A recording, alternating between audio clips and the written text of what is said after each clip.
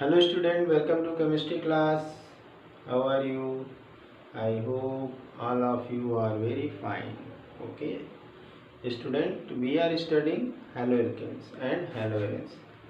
In this chapter, we have completed uh, introduction, classification, nomenclature of haloalkanes and haloarenes, and then preparation, properties of haloalkanes and haloarenes.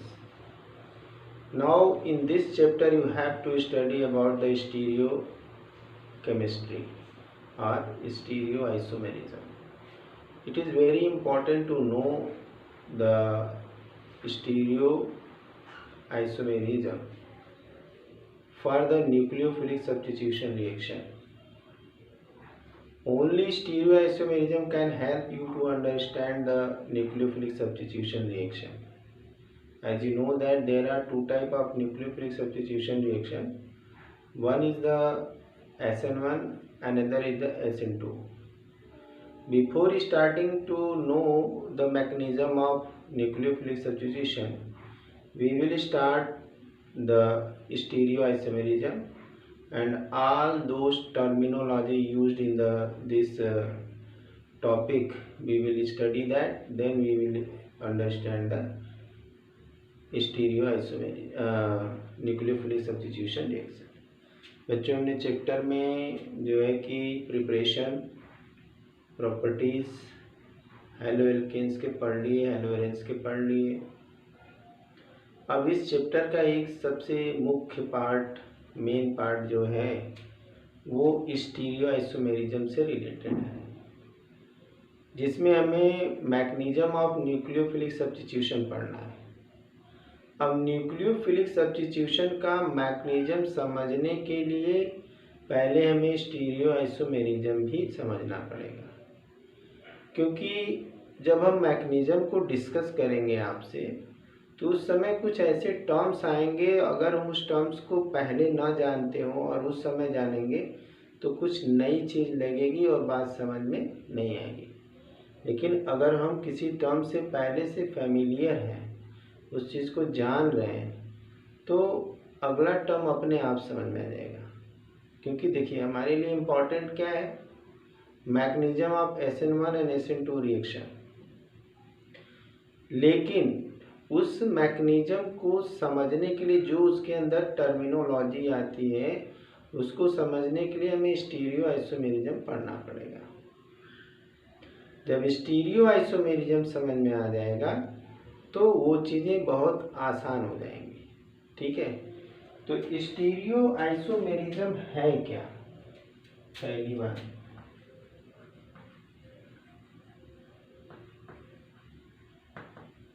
स्टीरियोआइसोमेरिज्म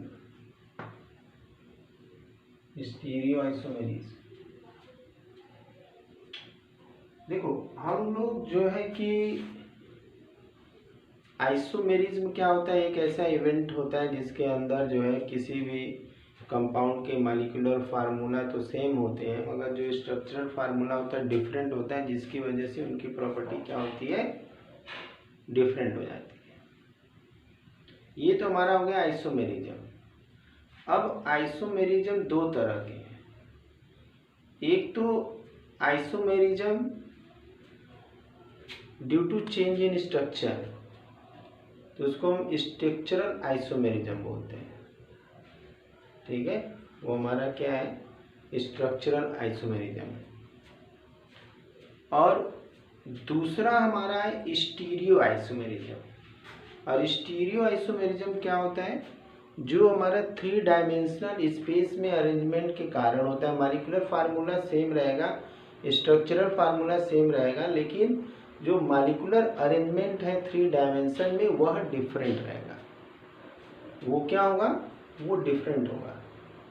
ठीक है, तो ये जो हम event discuss करते हैं वो आता है स्टीरियोआइसोमेरिज्म के अंदर.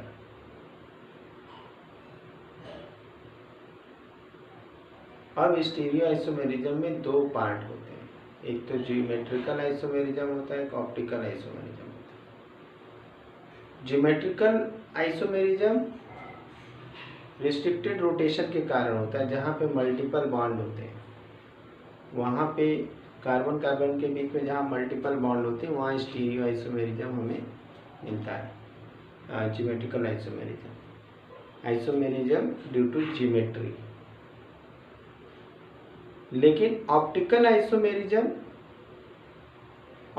आइसोमेरिज्म जो है कि एक मेजर पार्ट है स्टीरियो आइसोमेरिज्म का, जिसमें कि हम वहाँ पे प्लेन पोलराइज लाइट को रोटेट करते हैं, ठीक है। और उस plane polarise light clockwise rotate होती है, एंटी क्लॉकवाइज रोटेट होती है, ये सारी प्रॉपर्टी हमें इसके अंदर पढ़ना है, ठीक है। तो चलिए इसको हम स्टार्ट करते हैं। अभी तो हमने इंट्रोड्यूस कर दिया है इसको, हालांकि हमने इसको 11th में एक बार पढ़ा हुआ है, तो भी क्या हुआ फिर से पढ़ते हैं इसको। तो यहाँ पे हमारा isomerism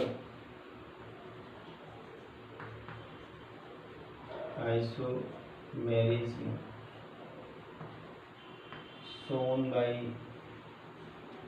two or more compound by two or more compounds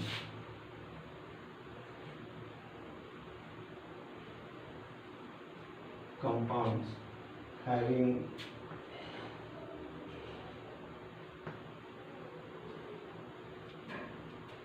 same molecular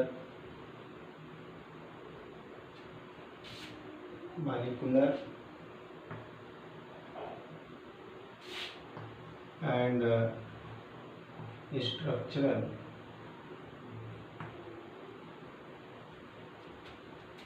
formula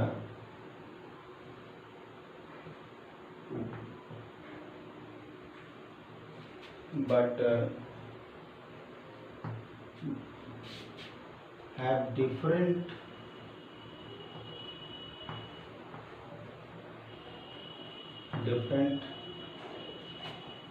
spatial arrangement,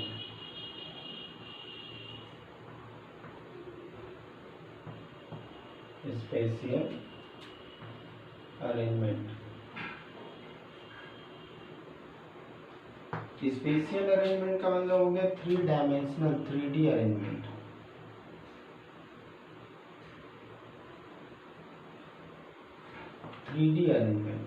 spatial arrangement का मतलब हो गया 3D अरेंजमेंट, ओके। तो isomerism shown by 2 or more compound having the same molecular formula, same molecular formula and structural formula but have different spatial arrangement। 3 dimension में उनका arrangement केवल change होता है, मॉलिक्यूलर फार्मूला भी सेम है, structural formula भी same है, केवल 3 डायमेंशन में जो है कि अरेंजमेंट डिफरेंट है। तो इसको हम कहते हैं stereo isomerism, okay. Arrangement of group of atoms in space is known as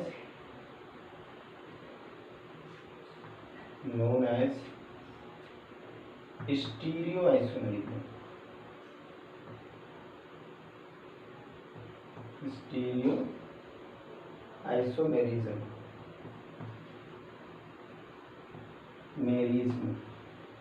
स्टीरियोआइसोमेरिज्म, ठीक है, हम लोग जान गए यहाँ पे, ये हमारा स्टीरियोआइसोमेरिज्म है। अब ये stereoisomerism it is of 2 type,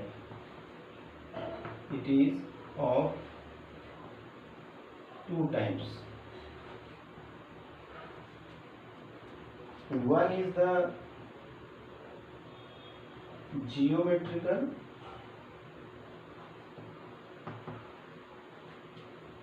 isomerism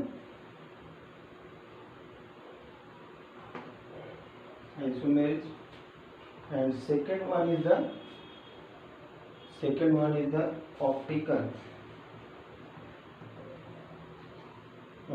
isomerism. Okay, अब सभी जानते हैं कि हम लोग क्या पढ़ रहे हैं, हैलो एल्केन्स या हैलो एरेन्स पढ़ रहे हैं। तो हैलो एल्केन्स में तो हम लोग न्यूक्लियोफिलिक सब्स्टिट्यूशन की बात करते हैं, मगर हैलो एरेन्स में नहीं करते हैं, हैलो एरेन्स में नहीं करते हैं।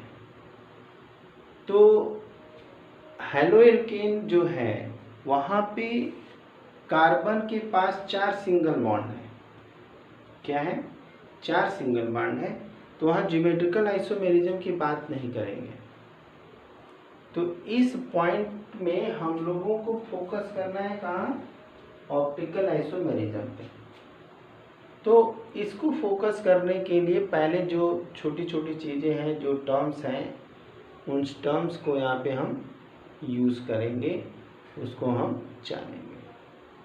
तो चलिए पहले हम इनमें टर्मिनोलॉजी बहुत इंपॉर्टेंट है। स्टीरियो आइसोमेरिज्म, जहाँ पे 2 या 2 से अधिक कंपाउंड के molecular formula, structural formula same होते हैं, लेकिन उनमें जो पाए जाने वाले ग्रुप ऑफ एटम्स हैं उनका स्पेशियल अरेंजमेंट क्या होता है? डिफरेंट होता है। ये तो हमारी डेफिनेशन हो गई। अब इसके बाद हमारा पहला पॉइंट आता है प्लेन पोलराइज्ड लाइट। पहले हम अनपोलराइज्ड लाइट की बात करेंगे। Unpolarised light, unpolarised light. Unpolarised light को जानने के लिए बस इतना जानना है कि सपोज ये लाइट सोर्स है, ये लाइट सोर्स है, और इस लाइट सोर्स से लाइट जो है हर डायरेक्शन में जा रही है। ठीक है, किसी एक पर्टिकुलर डायरेक्शन में नहीं जा रही। तो unpolarised light which have no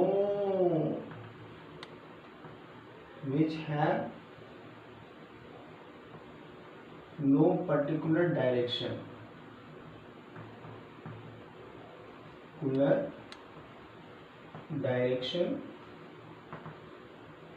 of propagation।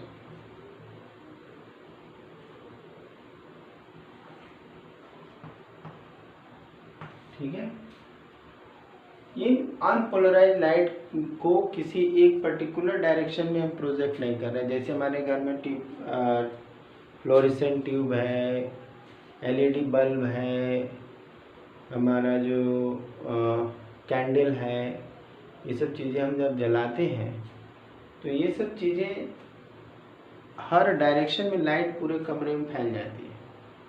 तो ये हमारी अनपोलराइज्ड लाइट है।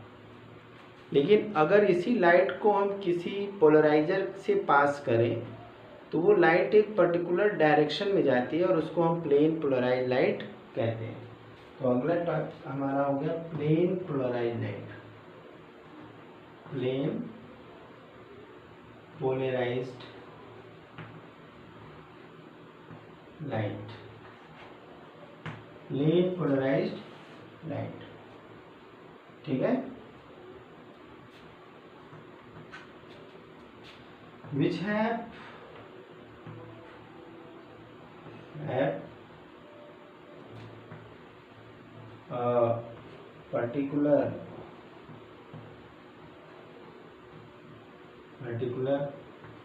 direction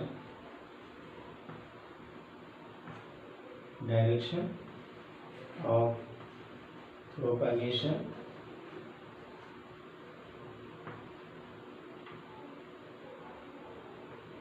ठीक है, which है particular direction when unpolarized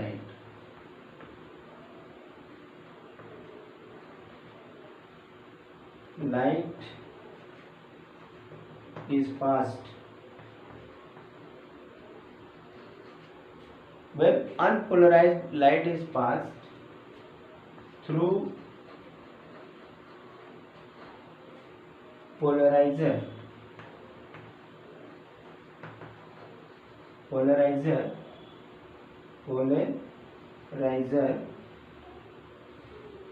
I will erase this. Then plain polarized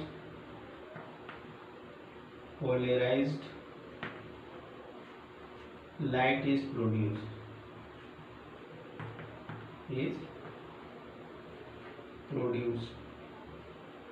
ठीक है। किसी अनपोलराइज्ड लाइट को जब हम पोलराइजर से पास करते हैं तो एक पर्टिकुलर डायरेक्शन में जाने लगती है, और वो एक पर्टिकुलर डायरेक्शन में जाती है तो उसको हम एक पर्टिकुलर प्लेन में जाने की वजह से उसको हम क्या कहते हैं, गुड प्लेन पोलराइज्ड लाइट करते हैं। अब इसको हम देखते हैं किस तरह से प्रोड्यूस होती है। तो अब स्ट्रक्चर के थ्रू देख लेते हैं कि कैसे प्लेन पोलराइज्ड लाइट पास होती है। जब भी हम कोई मोनोक्रोमेटिक बीम ऑफ लाइट को पास करते हैं या अनपोलराइज्ड लाइट को, जैसे सपोज कि हमारी अनपोलराइज्ड लाइट है,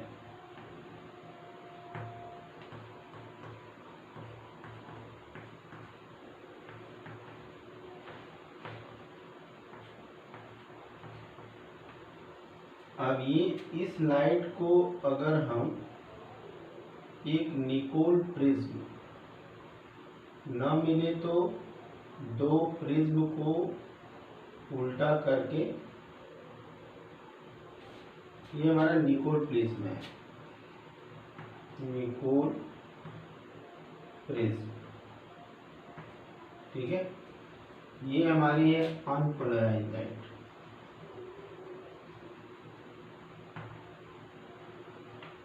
ठीक है, लाइट। ये लाइट इसके थ्रू पास कर रही है। अब ये अनपोलराइज्ड है, लेकिन जब इससे पास हुई तो किसी एक पर्टिकुलर डायरेक्शन में चली जाएगी। ये हमारी हो गई प्लेन पोलराइज्ड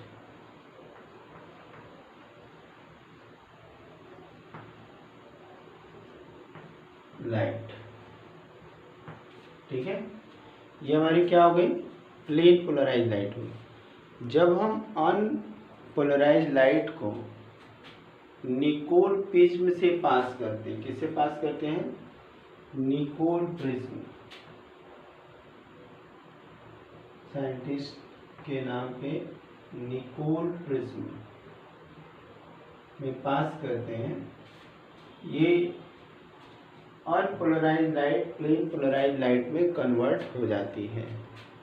निकोल प्रिज्म अगर ना मिले तो उसको बनाने का तरीका ये है कि हमारे पास लैब में जो दो प्रिज्म हों उनको बस एक दूसरे के अपोजिट जोड़ करके उस दोनों को एक स्पेशल टाइप का ग्लू आता है जिसको हम बाल्सम कहते हैं, कनाडा बाल्सम, उससे चिपका देंगे तो ये चिपक जाता है और इस तरह से निकोल प्रिज्म बन के तैयार हो जाएगा। अब इसमें जो है कि प्लेन पोलराइज्ड लाइट को जब हम पास करेंगे तो किसी एक डायरेक्शन में हो जाएगी, ठीक है। तो ये हो गया हमारा प्लेन पोलराइज्ड लाइट। तो जब किसी भी, या कह सकते हैं कि मोनोक्रोमेटिक बीम ऑफ लाइट को अगर हम किसी निकोल प्रिज्म से पास करें, मोनोक्रोमेटिक का मतलब क्या होता है, सिंगल कलर का, चाहे किसी एक कलर का, यानी ये हमारा मोनोक्रोमेटिक बीम होना चाहिए, मोनोक्रोमेटिक, ठीक है।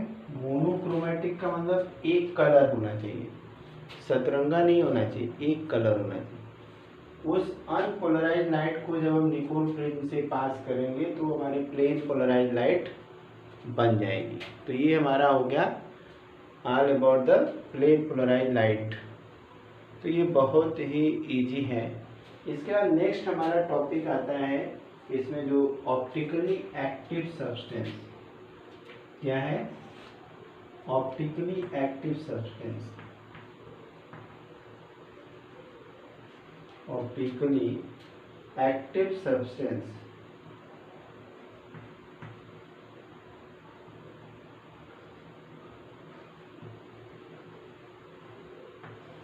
ऑप्टिकली एक्टिव सब्सटेंस का मतलब क्या हुआ, कैसे पता लगेगा कि ये ऑप्टिकली एक्टिव क्या है।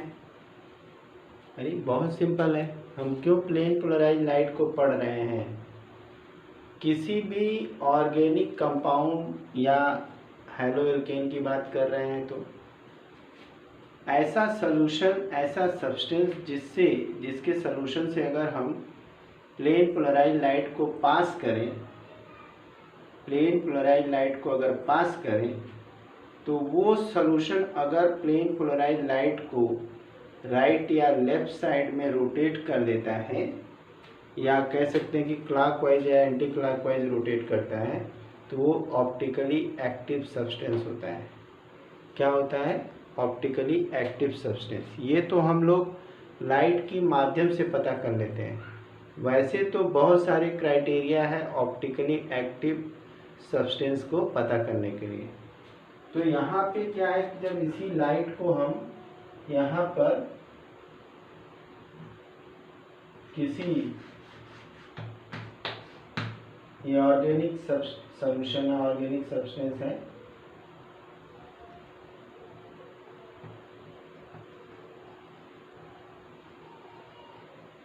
ये प्लेन पोलराइज सब्सटेंस है सॉल्यूशन के फॉर्म में। अब ये जब लाइट यहाँ से पास करती है तो ये लाइट क्लॉकवाइज या एंटी क्लॉकवाइज डायरेक्शन में रोटेट हो जाती है।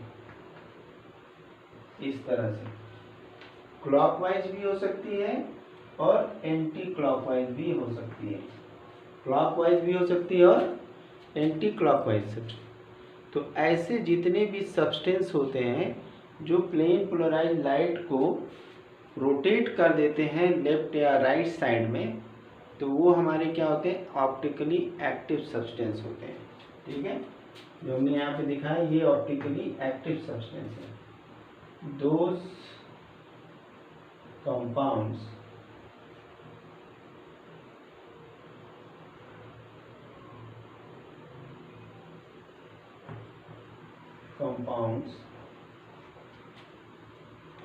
which can rotate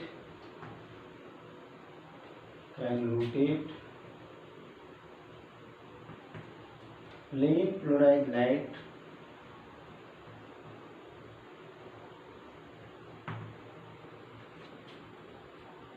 light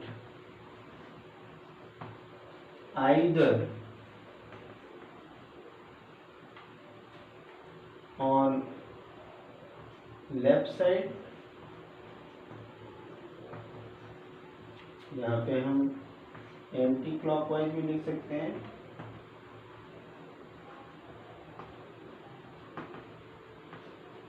और on right side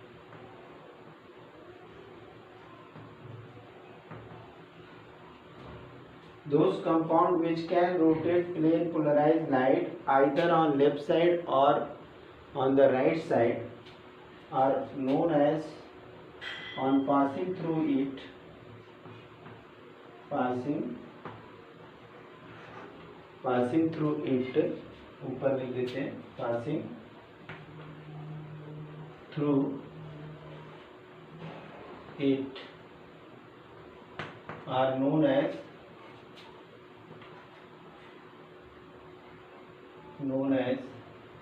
optically active compound, optically active compound, optically active compound. जब भी ऐसे कंपाउंड का सॉल्यूशन, जब उसे हम प्लेन पोलराइज्ड लाइट को पास करें तो वो या तो लाइट को क्लॉकवाइज डायरेक्शन में रोटेट करे या एंटी क्लॉकवाइज, लेफ्ट साइड और राइट साइड रोटेट करे, तो उसको हम कहते हैं ऑप्टिकली एक्टिव सब्सटेंस। ठीक है, क्लियर है? ऑप्टिकली एक्टिव सब्सटेंस क्या होते हैं? वो सारे सब्सटेंस जिनका सोल्यूशन प्लेन पोलराइज लाइट को क्लॉकवाइज या एंटी क्लॉकवाइज, लेफ्ट और एंटी राइट साइड में रोटेट कर देता है, उसे हम क्या कहते हैं? प्लेन पोलर, उसे हम कहते हैं ऑप्टिकली एक्टिव कंपाउंड। अब अगर ये ऑप्टिकली एक्टिव कंपाउंड जो होते हैं, अगर प्लेन पोलराइज लाइट को क्लॉकवाइज रोटेट करते हैं, अब तो सबको समझ में आ गया होगा कि प्लेन पोलराइज लाइट क्या है, ऑप्टिकली एक्टिव कंपाउंड क्या है। आई होप एकदम पूरी तरह से क्लियर हो गया होगा। तो अब यहाँ पे जो प्लेन पोलराइज कंपाउंड या ऑप्टिकली एक्टिव जो कंपाउंड होते हैं, optically active compound,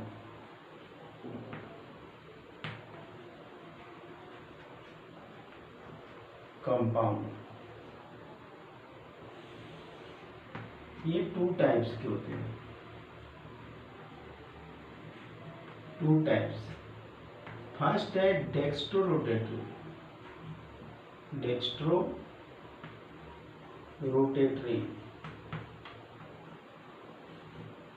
first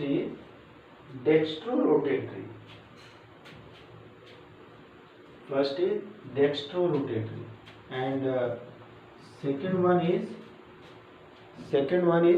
levo rotatory.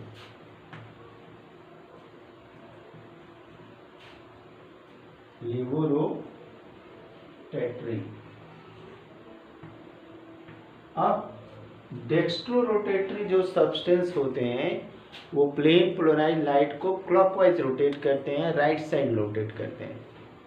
Rotate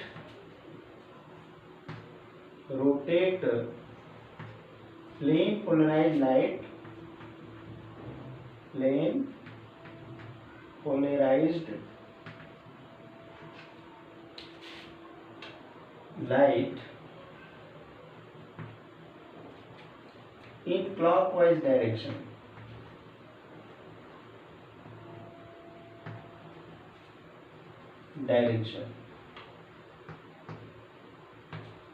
okay, rotate plane polarized light in clockwise direction. It is denoted by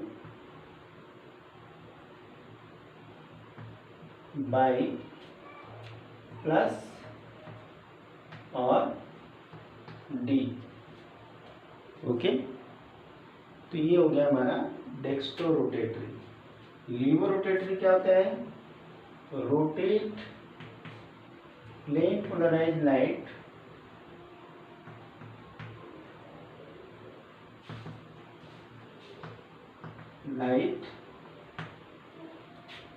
in anti clockwise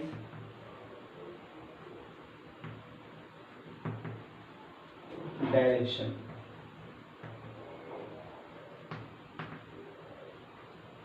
Okay, it is denoted by